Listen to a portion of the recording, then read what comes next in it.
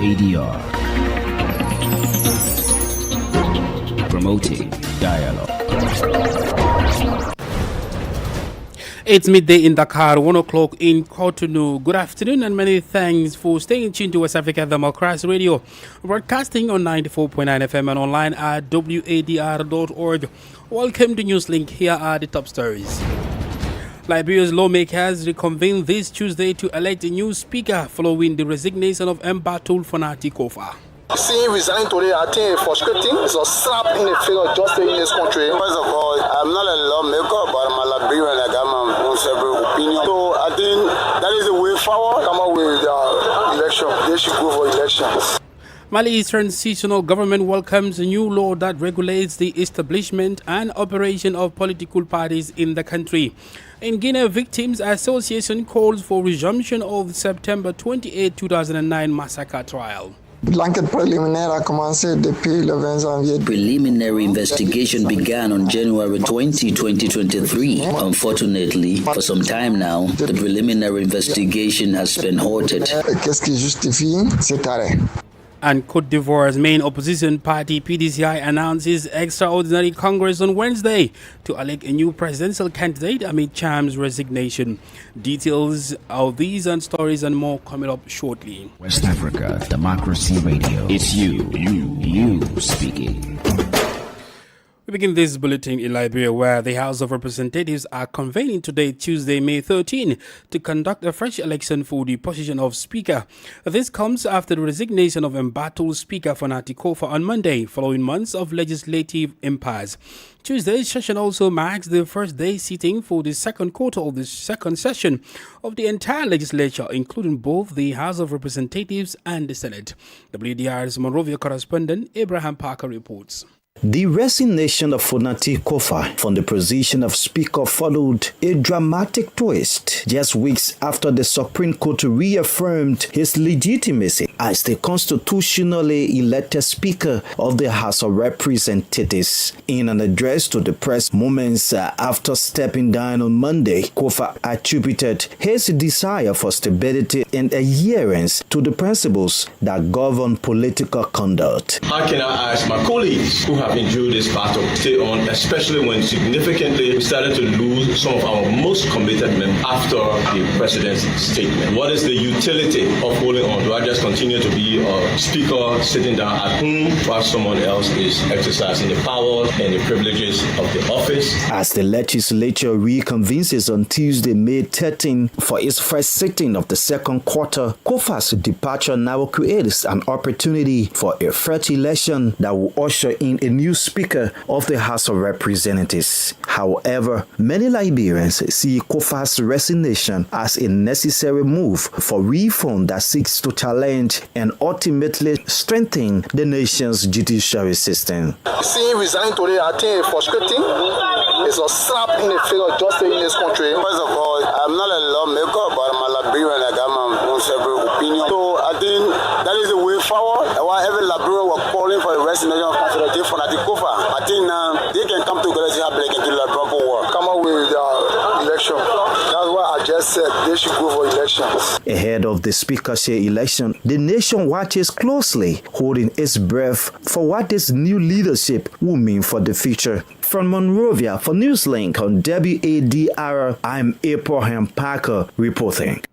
Similarly, in Côte d'Ivoire, the main opposition PDCI party's political bureau is convening an extraordinary Congress on Wednesday, May 14, to elect a new president.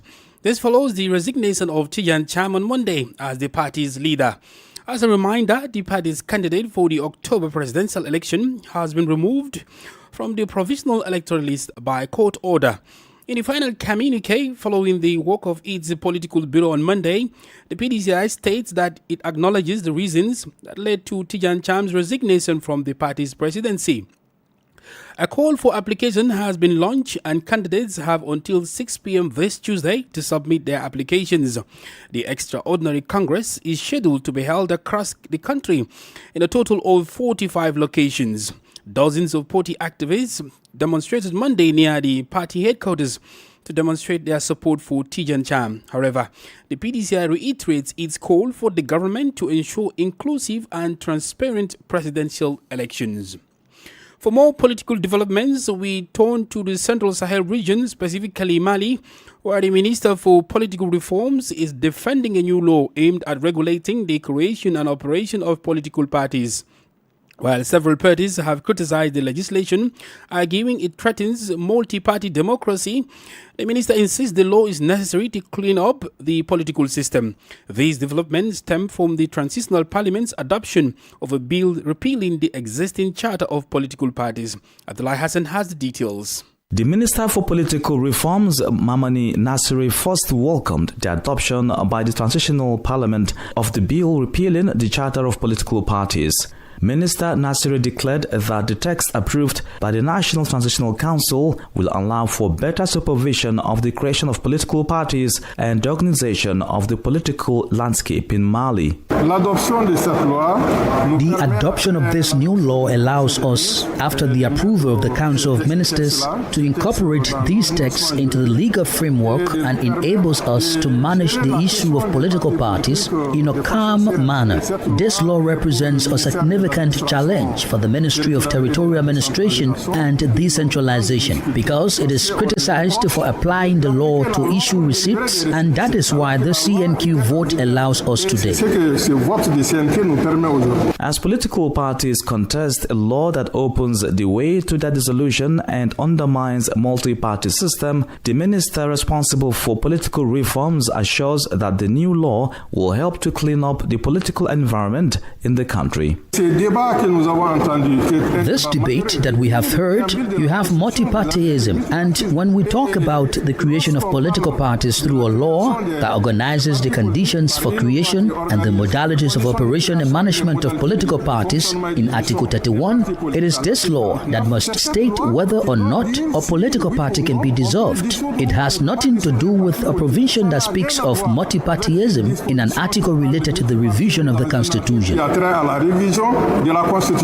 As a reminder, the activities of political parties have been suspended for almost a week for reasons of public order. The political parties deemed this measure illegal, as did their planned dissolution by the government. They have taken legal action to contest the move. Abdullah Hassan with the details of Aliou Cham's report from Bamako. Still in Mali, journalist Alfousseni Togo was granted provisional release on Monday. The publishing director of the newspaper, The Dock of Venice, has returned home awaiting trial. After more than a month in detention, he was granted provisional release following the payment of 2 million CFA francs as sorority fees. He is being prosecuted for criticizing the Ministry of Justice in press article. The journalist has contradicted a ministry poll indicating that more than half of millions are satisfied with the justice system under the military transition. Meanwhile, Albadi Diko, the president of the Union of Young Press Editors of Mali, said the provisional release of journalist Togo is a first victory for the Malian press. Our organization truly welcomes this court's decision. It was thanks first to the mobilization of the association, which belongs to Senegal, and then to the mobilization of the entire press under the power of the press house. So, it's a victory for the entire association. And secondly, to reaffirm our association's commitment to press freedom and the protection of journalists in the exercise of law and order. That was Al Hassan Togo's trial is scheduled for June 12, 2025. More stories coming up on West Africa Democracy Radio. Newslink continues. From the Sahel region, we head to Ghana, where pressure is mounting on the presidency following a controversy involving the acting CEO of Gold Board, Sammy Jamfe, who was caught on video handing over US dollar notes to controversial self-styled evangelist. The footage, which went viral, emerged just days after the president launched a code of conduct for his appointees, sparking widespread debate. The incident has divided public opinion, with a minority in parliament calling for sanctions against Mr. Jamfe. The government, however, is accusing the minority of political opportunism. Meanwhile, President Mahama's chief of staff, Julius Dabra, has summoned Sammy Jamfe in response to the incident. WDR's Nadi Ditete reports.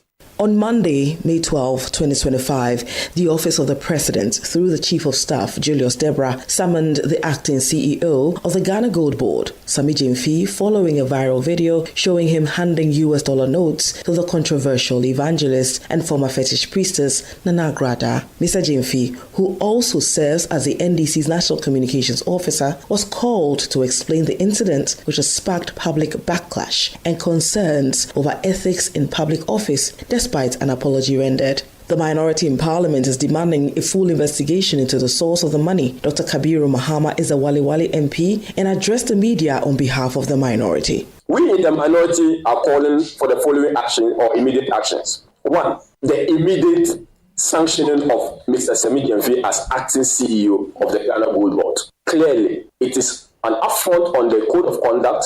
It is against the Foreign Exchange Act. It is against the Currency Act of the country. Government Communications Minister Felix Kwachiofosu says the Mahama administration is taking the concerns over the conduct of the Gold Board CEO seriously, but slammed the NPP for using the issue for political gain. So we take on board the concerns that the public have raised. It only also shows that people expect a mass departure from the free-for-all that happened under the NPP administration. Once the president returns, he will be briefed for any further positions to be canvassed on the matter. And except that the moment the NPP jumps into this, you know that they are just dabbling in opportunistic politics. They don't believe any of the principles that they are espousing. If you take a cursory look at their behavior and conduct in government, there is not a party that has any respect for modesty or even decency in public office. As the pressure mounts, attention now turns to how the presidency will respond and whether the issue will prompt real accountability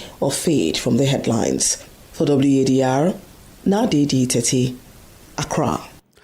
Taking a closer look at Guinea as victims of September 28, 2009 massacre during former junta leader Musa Dadis Camara's regime are calling for a resumption of the trial.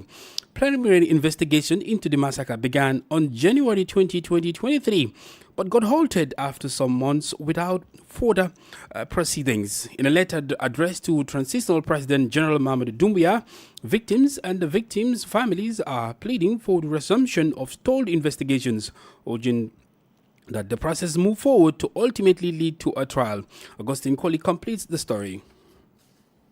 In a letter addressed to General Mamadi Doumbouya, the Association of Victims for the Regime of former President Alpha Condé and the Institute for Research and Democracy deployed the interruption of the preliminary investigation into the crimes committed during Condé's regime.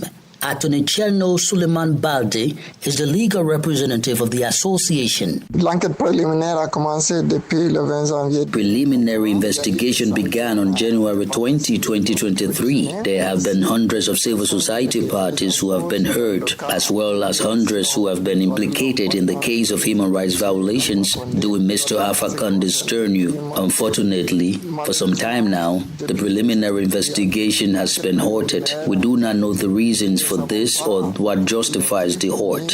Qu'est-ce qui justifie cet arrêt? The refusal of certain police and gendarmerie officers to appear before the pool of investigators is said to be the reason for the halt in the proceedings. For this reason, Attorney Balde calls for the involvement of the transitional president into the matter. Ce dossier est hautement politique. The case is highly political. It is illusory to hope that the judicial trial will go to the end if there is indeed no political will. It took the rise to power of the CNRD for the trial to be organized. If there had not been a change of regime, these preliminary investigations would not even have been initiated. Therefore, it is necessary to obtain the involvement of the president to hope that the case is worth its punches. At the moment, no member of the former ruling RPG Rainbow Party has shown willingness to comment on the matter. But according to a party official who wishes to remain anonymous, with the military taking power, many officers in charge of law enforcement at the time have found themselves in prominent positions today. A report from Cherno Alpha Abubakar Ibrahim Balde in Conakry, voiced by Augustine Colley. In Togo, the African Union Debt Conference continues in Lomé this Tuesday. This continental event brings together leaders, experts, and financial partners to discuss the issue of Africa's debt. It is an opportunity for the continent to collectively consider sustainable solutions in the face of increasing heavy public debt. More than 25 countries are currently in distress at a high risk of debt distress compared to only 9 in 2012. Added to this external debt that increased between 2010 and 2020, reaching nearly 65% of our African GDP in 2023, the data has led the continent's leaders to reflect on the issue of debt in Africa. President of the Council of Togo, Faure Simbe, made these remarks Monday at the ongoing ceremony. This is certainly a conference on debt on one of the most pressing challenges for our countries, but it is above all a conference about our future. How can African nations finance their development and prepare for their future in a rapidly changing world that often excludes them? How can we build a sustainable future without challenging the unbalanced rules of the international financial system? That is why we must today ask fundamental questions about what financial sovereignty means and about the shared responsibilities in Africa and beyond. Meanwhile, the major issue of the debt conference is the adoption of what will be called the Lomé Declaration. You are listening to Newslink on West Africa Democracy Radio, broadcasting from Dakar, Senegal. Here is a reminder of our top stories. Liberia's lawmakers will convene this Tuesday to elect a new speaker following the resignation of Mbatul Fonati Kofa. Mali's transitional government welcomes a new law that regulates the establishment and operation of political parties in the country. In Guinea, Victims Association calls for resumption of September 28, 2009 massacre trial. And Cote d'Ivoire main opposition party PDCI announces extraordinary Congress on Wednesday to elect a new presidential candidate and amid Cham's resignation. Still ahead in the news, we also have press review, guest interview, and sport news. Please stay with us. Fresh and breaking news all the time. Hear it first as the news breaks, only on West Africa Democracy Radio. Newslink continues. Still in Togo, the National Human Rights Commission and the panel chain have raised concerns over the conditions of pretrial detainees in the country. This issue was highlighted during the relaunch of discussions on the occurrence of pretrial detention held over the weekend in Lomé. The debate followed the commemoration of African Pretrial Detention Day observed annually on April 25. Imo Edit has details in this report. According to the National Human Rights Commission, more than 50% of prisoners are awaiting trial. This situation contributes significantly to prison overcrowding. Maitre Kwauhini Sanvi is president of the National Human Rights Commission of Togo. In Africa in general and in Togo in particular, it is clear that many people are held in pretrial detention for long periods, months or even years, which can be seen as a violation of their fundamental rights. For example, in Togo, as part of its mission as a national mechanism for the prevention of torture in 2022, out of 11 prisons visited with a population of 2,940 detainees, the rate of pretrial detention was 52.48%. Therefore, the excessive use of pretrial detention is a major contributing factor to prison overcrowding. However, the National Human Rights Commission further proposes measures to combat long pretrial detentions in Togo. The first option is the alternative to detention. You can appear free to be judged. The second option that we think the syndicate can use is to limit the time of the investigation. For example, in the case of offenses, you see people who have a maximum of 36 months for the maximum sentence, but they spend 2 years in investigation. For crimes, people spend 6 years. And then in the end, the trial may be in 5 years, for example, because you will see at the level of investigation cabins, since it takes a lot of time for investigations, there are many people who are in limbo. These proposals, among others, were submitted to the actors in the criminal justice system so that they could also transmit them to the government. Recall, in April every year, the African Union observes African Pre-Trial Detention Day. This is a call to all national human rights institutions to work with justice officials in their respective countries to reduce the excessive use of pre-trial detention. A more added voice that report by WADR's correspondent Sylvie Wadrago in Lomé. Elsewhere, 78 Nigerian women who were trafficked to Côte d'Ivoire under false promises of employment have been successfully repatriated to Nigeria. The rescue operation was facilitated by the Nigerian airline Air Peace Limited in collaboration with the federal government. Upon arrival at the Murtala Mohammed International Airport in Lagos over the weekend, the returnees were immediately provided with medical care and support services to aid in their recovery and reintegration. Air Peace Chairman Ellen Oyema personally received the women and reaffirmed the airline's commitment to human rights efforts. He assured the returnees that the federal government would continue to support them as they rebuild their lives. Fellow Nigerians, how are you? You're welcome back to our country. It's the joy of the president of this country that you're back today. And President Tinubu is very, very happy. Nigeria belongs to you. We are going to give you the treatment, the good treatment you deserve. Don't lose hope in your nation. As you're going out there, federal government officials are waiting for you to welcome you, not to arrest you. They will give you, take care of you, and encourage you, and make you believe in your nation, Nigeria. There's no other country we have. This is the best place to be. Forget everything. We have our difficulties, but every country has its own difficulties. We are very sorry that some people deceived you. You don't deserve to be deceived. So we are bringing you back to rehabilitate you and reintegrate you into the Nigerian society. We can have a president in any of you. Don't look down on yourself. You can be a governor tomorrow. You can be anything you want to be. We don't need to sell our bodies to do anything. May God continue to bless all of you and bless our nation. Air Peace Chairman Alan Onyema. This is the newspaper review. Stay abreast and find out what the top stories are in your country. This is the newspaper review. The newspaper review. Let's join our Monrovia correspondent Abraham Parker for the newspaper review. We begin with the front page Africa newspaper, volume 18, number 089, Tuesday, May 13, 2025. With this first story, making accountability possible. More than 3/4 Liberians approve war and economic crimes courts in latest continental survey. And the Liberians are hopeful that the war and economic crimes courts will be established in Liberia. Why JFK resigned?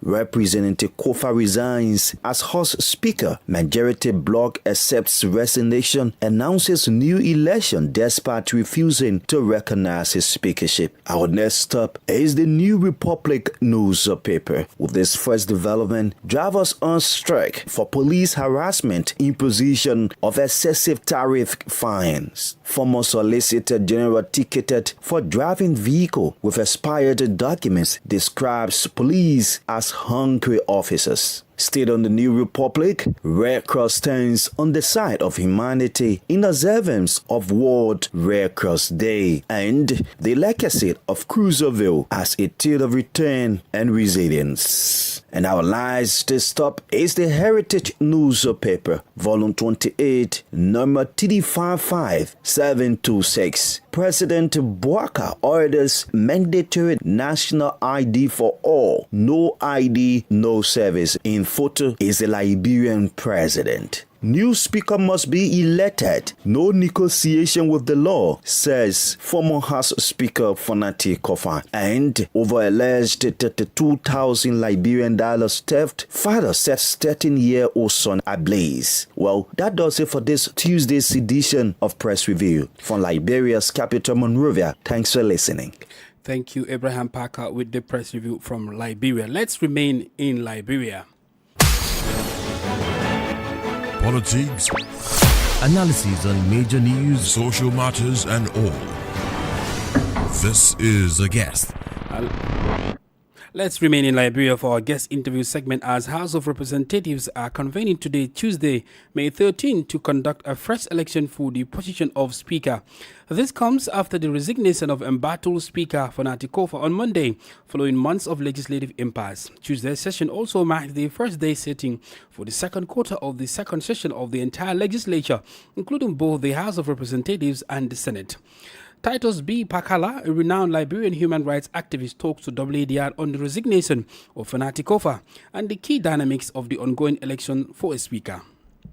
Speaker Kofa's resignation aligns with constitutional interpretation in our country, in Liberia's context, and that in fact, April 2010 ruling of the Supreme Court legitimized the speakership of Fonati Kofa as Speaker of the 55th House of Legislature. His resignation also solidifies his discipline in legal practice in Liberia and how he understands legislative politics. On the other side, Richard Kuhn, who has been illegally running the speakership of the 55th House of Legislature, seems to be in a position of distrust, where the Supreme Court is telling us that Richard Kuhn is not the legitimate Speaker of the House, and while Richard Kuhn himself is saying he is the legitimate Speaker of the House, given that he has quorum. So the atmosphere here in Liberia and the interpretation for us in Liberia is that we have learned lessons as Liberians, and understanding that the resignation of Speaker Kuhn was a moral legacy of Liberia gateway to public morality and accountability in our state.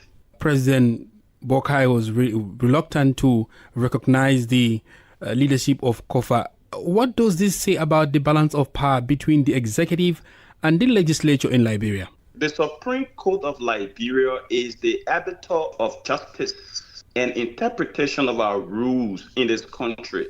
So if the Supreme Court comes out to say Kofa is the legitimate Speaker of the House, and the President comes out to say no, he supports Kuhn as Speaker of the House based on quorum, that means there is a controversy in lines of who is leading the state. Because it is the President, Joseph Yuma Boakai, that is leading our state, and he is disagreeing with the position of the Supreme Court. So this means that President Joseph Yuma Boakai has undermined the interest of the Supreme Court, the interpretation of the Supreme Court. And this is a very big trouble for us as civil society actors and as Liberians. This crisis highlights the division within the Liberia's legislature, because there are some who are in support of Kofa, and there are also some, particularly the ruling government, who were opposing his leadership authority. As lawmakers prepare to elect a new speaker today, what key dynamics or alliances should we be watching, and what impact could the outcome have on the broader political landscape in Liberia?